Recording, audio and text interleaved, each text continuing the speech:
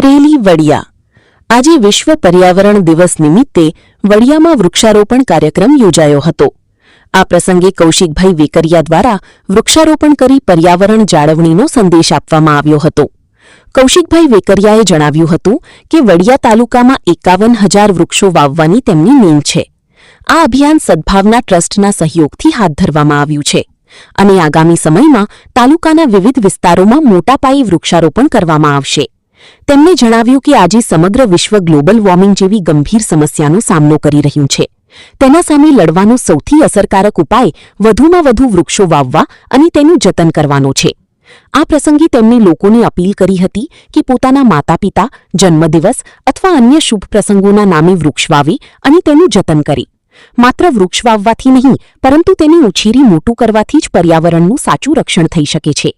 સદભાવના ટ્રસ્ટના સહયોગથી વાવવામાં આવનાર વૃક્ષોનું જતન અને સંરક્ષણ પણ કરવામાં આવશે, જેથી વૃક્ષો મોટા થઈ પર્યાવરણને વધુ હરિયાળું અને સ્વચ્છ બનાવવામાં મહત્વપૂર્ણ યોગદાન આપી શકે। આ કાર્યક્રમમાં ઉપસ્થિત લોકોએ પણ વધુમાં વધુ વૃક્ષો વાવી પર્યાવરણ બચાવવાનો સંકલ્પ વ્યક્ત કર્યો હતો। રિપોર્ટર રાજુ કારિયા, વડિયા।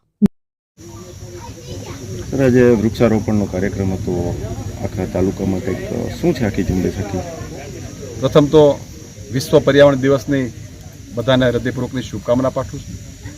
સાથોસાથ દેશના યશસ્વી વડાપ્રધાન આદરણીય મોદી સાહેબને પણ અભિનંદન આપું છું કે જે રીતે સમગ્ર દેશની અંદર એક પેડ માં કે નામ એનું સંધાને સમગ્ર દેશની અંદર જે ખૂબ મોટા પ્રમાણમાં વૃક્ષારોપણનો કાર્યક્રમ કરવામાં પણ આવ્યો છે। આજે સમગ્ર રાજ્યની અંદર આપણા રાજ્યના મુખ્યમંત્રી આદરણીય ભૂપેન્દ્રભાઈ પટેલ સાહેબ, નાયબ મુખ્યમંત્રી આદરણીય હર્ષભાઈ સંઘવી સાહેબ, પ્રદેશ ભાજપના અધ્યક્ષ આદરણીય જગદીશભાઈ દ્વારા સમગ્ર રાજ્યની અંદર દરેક ધારાસભ્ય દરેક વિસ્તારની અંદર સારી રીતે વૃક્ષારોપણના પણ કાર્યક્રમો કરી શકે એ પ્રકારની એક વ્યવસ્થા ગોઠવવામાં આવી છે।